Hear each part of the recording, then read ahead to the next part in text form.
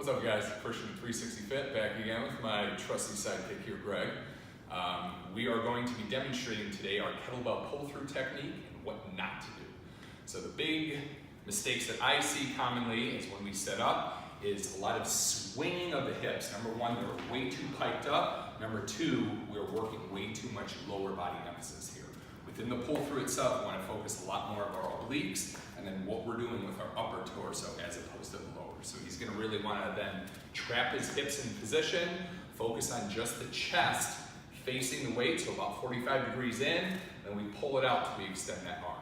Second mistake I see a lot of is the straining of the neck. Again, everyone wants to look at themselves in the mirror, oh, they're so pretty, whatever. Let's get rid of that for today. So again, what he wants to do is just find one focal point on the ground that he's staring at, keep a nice, consistent, level head position there.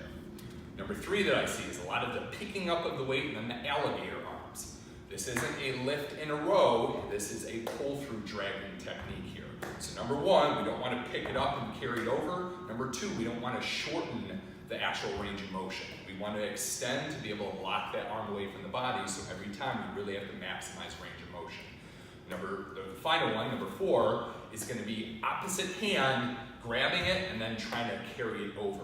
Again, that's going to put way too much strain on every muscle that we're not trying to focus. So too much in the shoulders there, and it's just forcing your body at different angles it should not. So again, we are passing outside arm under and through to correct that position. Again, all the while trapping the hips, focusing on what we're doing with our neck, so on and so forth. All right, there's another tip for you guys. Thank you.